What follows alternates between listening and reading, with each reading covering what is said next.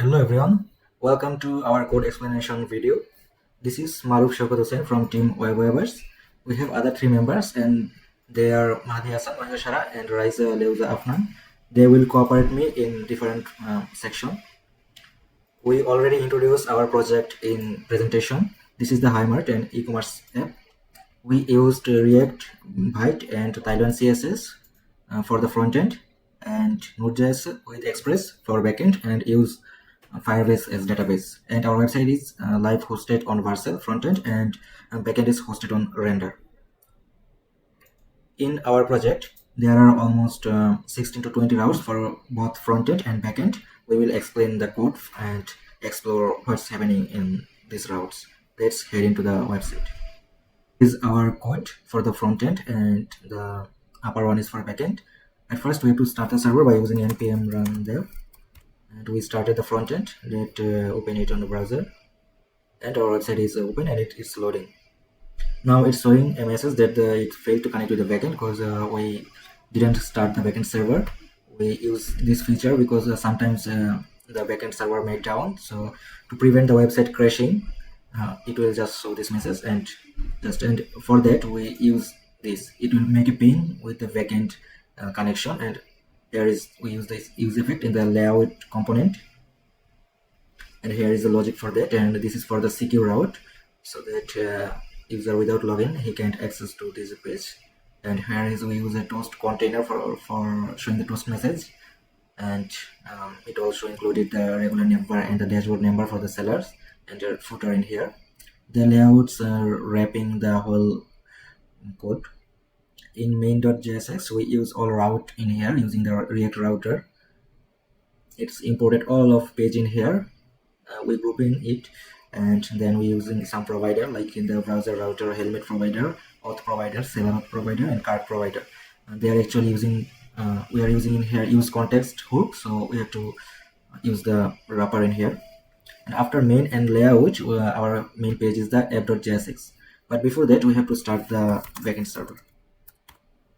Our backend server is run, and if we refresh this now, we can see our website. In home page, we have several sections. At first, there is a sticky navbar that will show the background when you're scrolling down. It also responsive. It will show some option in here. After logging in, the remaining option will show in here. And there is a search bar. And we added some information of our website to attract the buyer to use our website. And at the bottom there is a footer. All links are not working currently, they are just for demo purpose. And if in this here, if we type any product name like Samsung, we can see that it suggests the product Samsung S24 Ultra. So this search bar is actually working. If we type other products, it will also show these products. So it's actually working. We have to input at least 3 characters for that. And here is the code for that. We use the helmet for changing the title of this page, and then we use motion for showing the animation, and we use a separate component for the search bar that we implemented in app.js like in here. So if we show the code for search bar, here is the search bar. We use several use state for search text, search result. We use an array. There is a minimum character 3, maximum character 50, and it is for the fetching the search result. It will, when we try any search, it will hit to the API and get the result. And we use another feature, debounce search, to prevent the spamming. Like when we will type anything on every changing, it will make a request. To prevent this, we use the debounce search, and it will make the search every 4 milliseconds. And here is the search value handling function, and with the use effect to show this. And here is the JSX code to showing the search result and search bar. Then we use some motion component like the motion p, motion div, motion section, some icon to show this information. And this is our home page. We use React icon for the icons library. Then we will go to the main product page of our, that is product page. And in our product structure, we keep all the routes in the routes folder. Like here is the products and the page dot products page dot jsx, and here is the all code. Like we use helmet for changing the title of emotion. For animation we use some static logo and some animation variables in here, and we keep the categories constant. Like when we go to the bottom side we will see this category in here, the and also subcategory, they are static. They will never be changed because we not implemented this settings due to short time. And there is the code for this discover Muslim section, and then we use the product container to show the trending, latest, discount, and user choice products. So we use the product container component, and if we go inside that, we can see here we use a fallback product escalator. So while the project is the page is loading, it will show this escalator animation. As a loading use state, we use some use state in here. Also the fetch to fetching these products from the backend. And if it fails to load the products, it will show an error. Here is the JS export for that. And below, we just map the categories and subcategories. We use some feature brands in here, and that is the end of our product page. Now we may show the backend code for this, actually how actually it working. So for the backend code we have to go to the routes. Like for products we will go to the route, then product handler, and here is the router.get is the get route for getting this all of products and trending for trending. And in here you can see that it analyze the products total impression and total clicks, and then it send these products to the front end.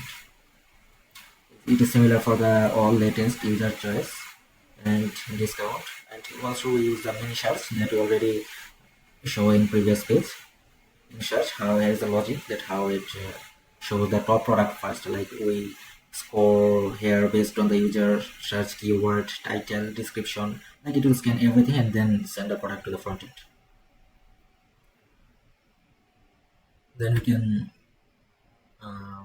visit, if we visit a product in here, as an example we are visiting this project, and it will show this. And in URL we use some dynamic product ID to show this product. And here is we using view product page.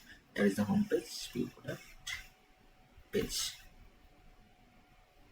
First it will get the ID from the parameters, then it will fetch the product information from backend, and we use callback to store the memory, so that if user refresh, user doesn't have to every time fetch it from the backend. And we can increase the quantity in here before adding to the cart, and then we can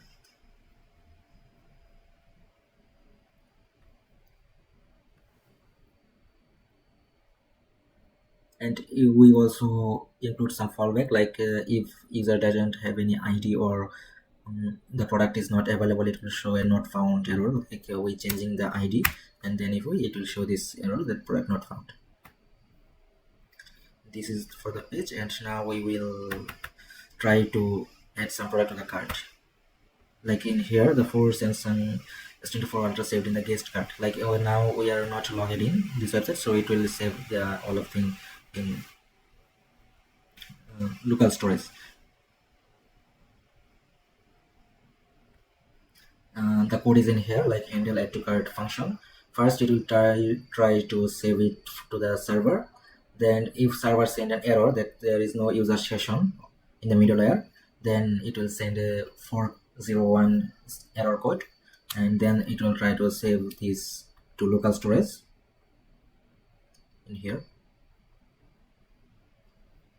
And we can go to now cart page. In cart you can show that also it is showing the number that how many items, how many products we add to the cart. If we visit the cart, we can see that we added 2 product. And here also it showing all of price, discount, tax information. To show the code we have to go to cart route, and that is the cart page. Like at first we take some empty array in new state, then we try to fetch the product from the backend, and if backend shows that there is no user session, then it will load the product data from the local storage. And we use some functions like update quantity and other things, and they're actually working. Like if we increase the product quantity, it will save and update to the server instantly.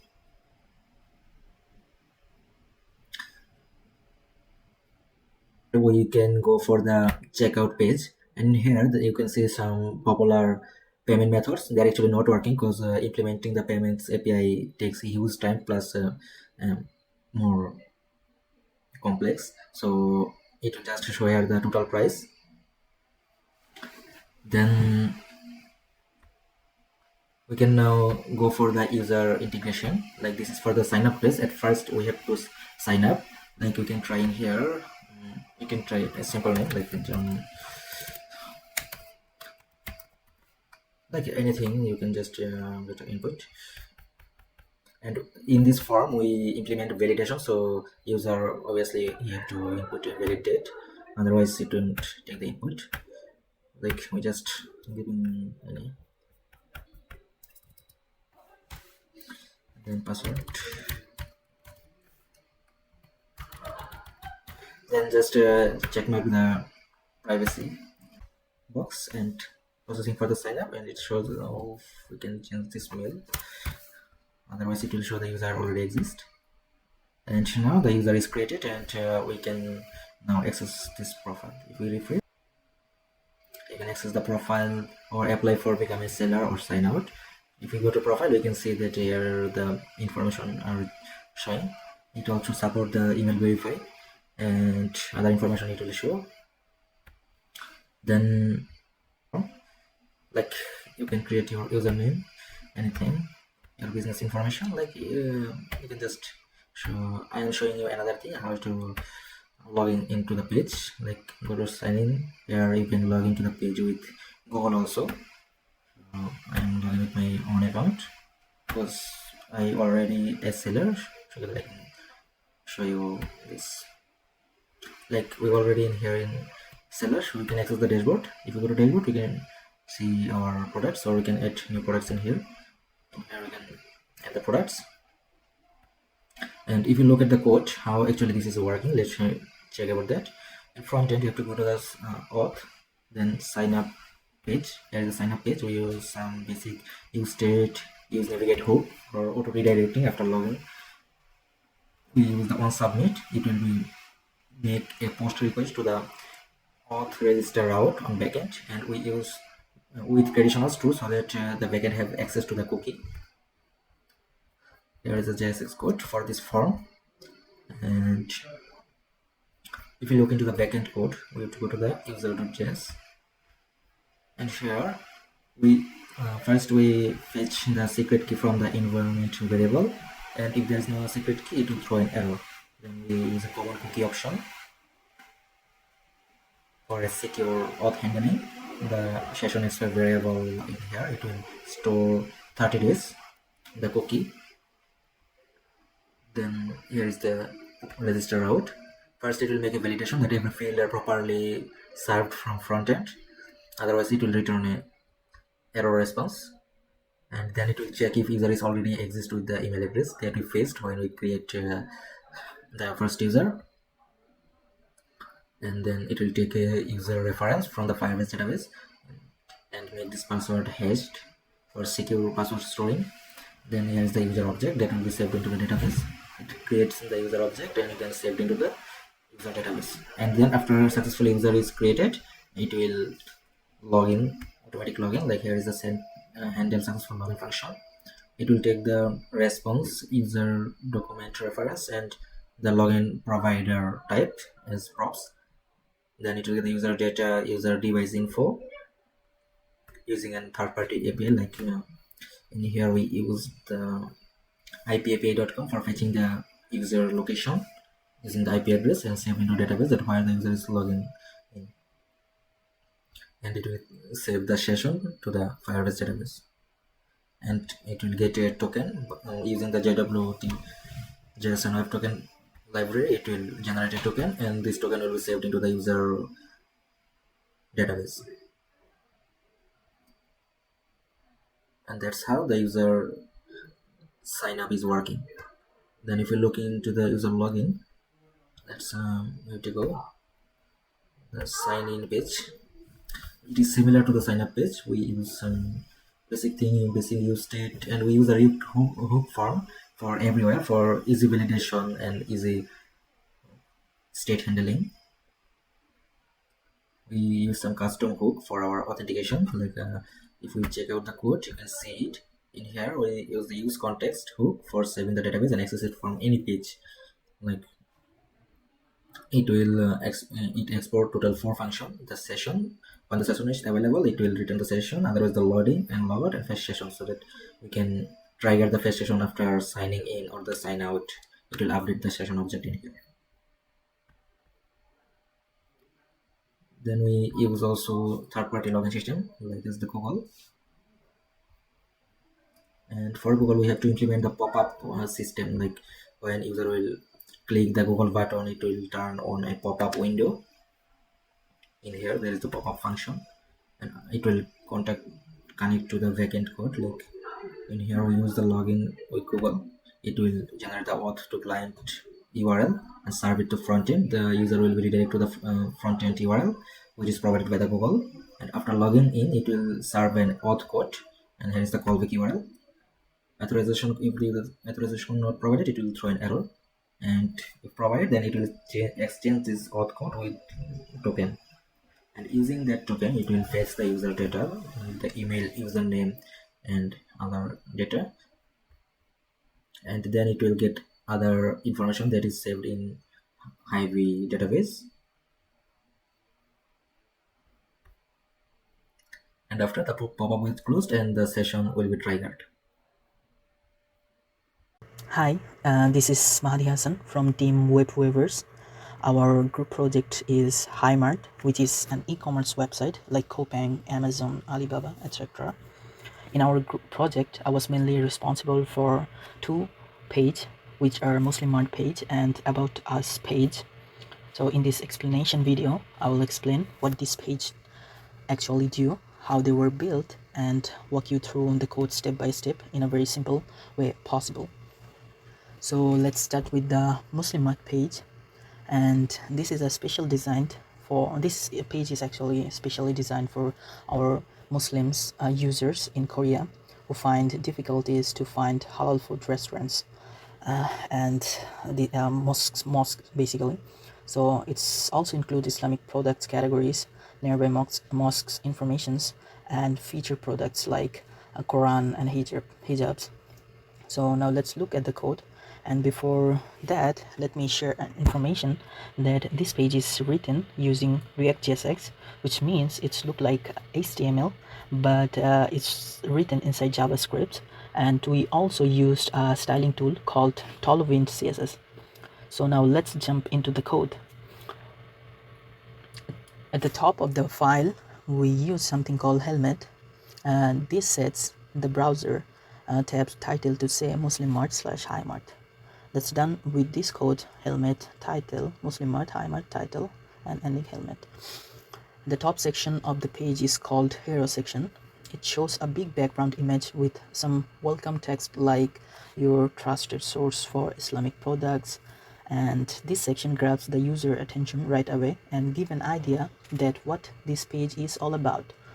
Next we have a section called Islamic product categories. So in these sections we created a list of items like Islamic clothing, prayer mats, halal cosmetics, etc. like this. All of these are stored in something called an array, like a list in programming. Then we used a dot map to repeat the same design for each item. This way, instead of writing the same code six times or as many times you want, we write it once and loop through the list. Below that we show some halal restaurant sections, and each sections has an image, name, address, food types and ratings.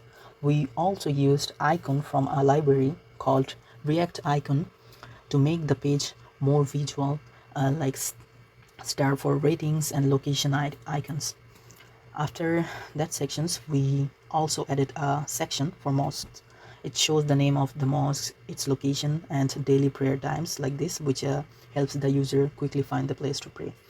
Lastly, we had a featured product section that basically shows the Quran sets or hijab collections, things like this.